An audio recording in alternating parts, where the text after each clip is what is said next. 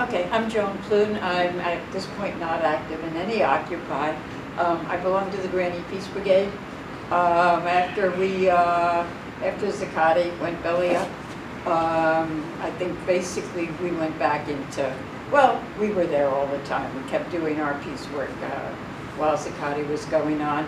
I've been active in Syracuse. I was arrested at Hancock Air Force Base last month. That's what we do. There's no Occupy near me, and I'm not quite sure how I would fit into it at this point if there were. I live in downtown Brooklyn. Hi, my name is Ted. I'm with Occupy Astoria, Long Island City. I guess that's it for now. Mark from Occupy Astoria as well. I'm Scotty Embry.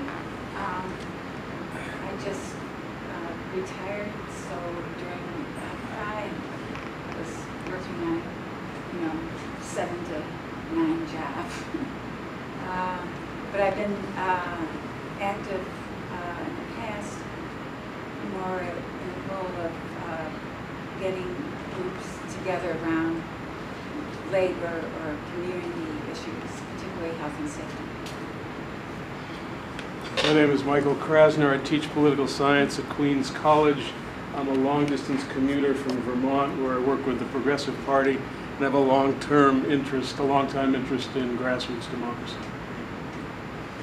My name is Martine, and I'm involved right now in the Stop and Frisk work in the city, and I live in Brooklyn. In what? In the Stop and Frisk campaigns. I'm Sophia. I'm both in Occupy Kensington, which is where I live, and Occupy Astoria, which is where I work. My name is Duff McIntosh. I'm an anarchist communist. I've been an activist in West Virginia for 40 years and moved to New York right about the time that Zuccotti took off. But I'm in Washington Heights and like to connect with people up there. Nellie Hester Bailey, Occupy Harlem. I'm Jane Schroeder. My apartment is in what's left of the West Village, which isn't very much where I live. I'm a 60s person, and I suppose my political culture, a lot of my political culture is the 60s, not nostalgically.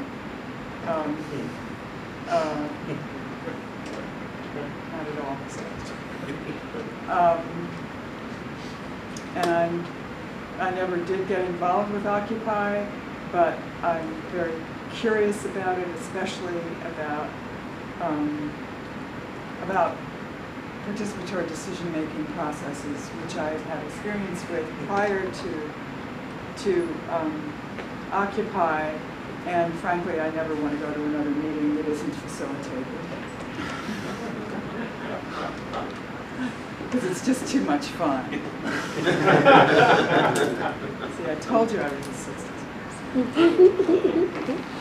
I'm Louisa, so I'm originally French, but I've been living in the US for a long time now. And I've been involved mostly in like the Occupy Wall Street labor groups, like LOC, 9th pickets, and basically doing labor-related action in New York. I'm Eleanor. In addition to being in Occupy Kensington, I'm in Socialist Alternative along with Cora. Socialist Alternative, is an existing Trotskyist organisation. Like all of the old left, we headed to Zuccotti Park, along with everybody else who wants to make a difference, fight for change.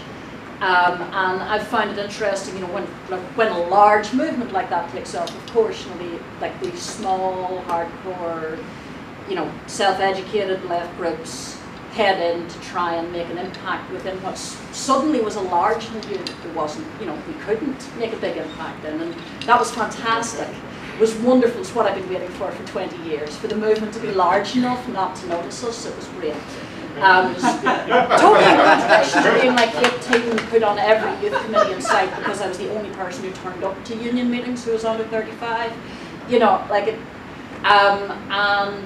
Socialist Alternative, there's too many different bits of Occupy to be involved in, so we tried to spread out amongst ourselves and only try and go to this bit, that bit, and so.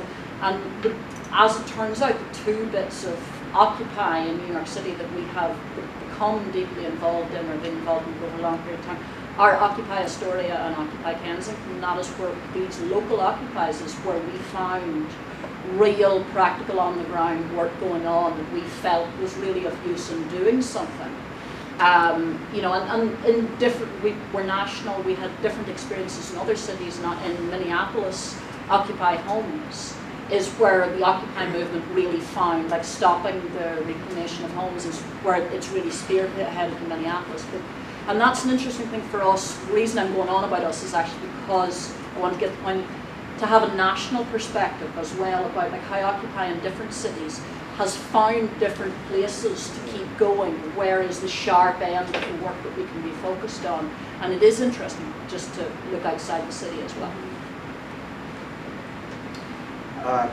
My name is Tom Angotti. I teach urban planning at Hunter College in the Graduate Center, and I've been involved in a lot of struggles fighting real estate and supporting communities to develop their own visions. And most recently, I've been involved with an Occupy group in the Rockaways. It's looking into building alternatives. I'm still Nicholas. Probably the most exciting moment for me in Occupy was right after the eviction of Zuccotti Park, where there was that very large demonstration here.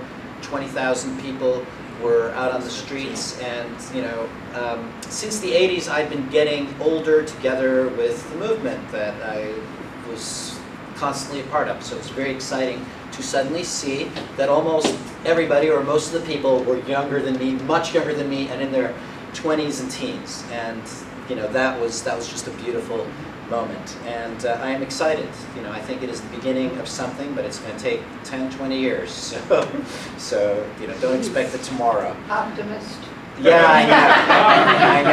I know. I used to say, in the 80s, I used to say, oh, in 5 years, everything's going to fall apart and there will be a revolution. So good luck. So now we're going to, as long as no one objects, because this is Occupy, we're going to impose a cruel order in which there's a stopwatch for 2 minutes. Why? Because we're going to open up the conversation to everybody. So let's give everybody a chance with the 50 minutes that we have left. And the first thing was going to be who would like to report back from their own neighborhood assembly. And I hear Sunset Park, for example, has now entered the house. So, you know, and also if we've already reported about Kensington or Astoria, but if you're from Kensington or Astoria and want to add something, that's fine too. Okay, or Harlem. So, right, I can't get the stopwatch to work. Well, anyway, who would like to? Occupy Sunset Park was formed in October of 2011 by some long-term activists in the neighborhood. Sunset Park is traditionally an immigrant neighborhood, was built as a neighborhood for immigrants from northern and southern Europe. In the 60s, transitioned to a neighborhood of largely Puerto Rican immigrants. It has now become half a neighborhood of immigrants from China and Southeast Asia, and half a neighborhood of Latin American immigrants encroached upon by you know, gentrifying white people. The first thing that Occupy Sunset Park really, I find so much. First of all, I just want to say how much I find what you said resonating with our experiences, like, you know, almost like month per month, like in terms of what you described is really interesting to me. We decided very early on that we wanted to try and be as responsive to the community as possible. The majority of people involved in Occupy Sunset Park were younger white people, but not everybody. But we had this really strong sense of obligation to take the concerns of the community in the neighborhood really seriously. And that ultimately really paid off to the point where when we were still having GAs towards the end, and when we've had special meetings, we've actually conducted many of our meetings entirely in Spanish, which has been a really awesome experience. And you know, I think it's one of the things that I feel most proud of is you know, our really strong attempt to talk to the people who actually live in the community about issues that are of concern to them. We really haven't focused so much on national issues there. We addressed, we got involved in sort of short campaigns over Head Start program, over after-school programs. The longest thing we've been involved in supporting is a rent strike, which most people have probably heard of, which is still going on in some form. We've held movie showings. We've held sort of same sort of things that you did. We did an Occupy Town Square. It was really cool. The two biggest events we had were a Unity. We called them Unity Days, which for Reverend Dr. Martin Luther King's birthday. The first one in 2012 was at least 300 people, and the second one this year was smaller, but still probably almost 200 people. And those were also conducted entirely bilingually, which was, you know, so we're not having GAs anymore. We want to figure out how to like stay open and accessible. We're now, you know, a core group sort of trying to figure out. The space issue is key, and we had a relationship with the church that gave us space that we lost, and that really has been the biggest challenge for us to keep going. So, Thank thanks. you. By the way, if you see me doing this, it's just a gentle way of saying the 2 minutes are up, but wrap it up. I wasn't affected. You know, without interrupting. Anyone else want to report?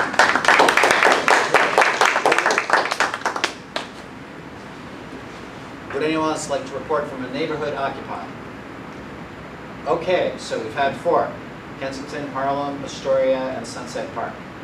Very good. Let's pick an agenda item. Let's ask the one question. Let's have suggestions for what the one question is that we should now ask to start a conversation into the future. After all that we've heard now about neighborhood occupies, about Occupy in general, about the difficulties of organizing, the difficulties of getting movements together, what should we be discussing here? What is the future of this neighborhood assembly phenomenon? Nellie.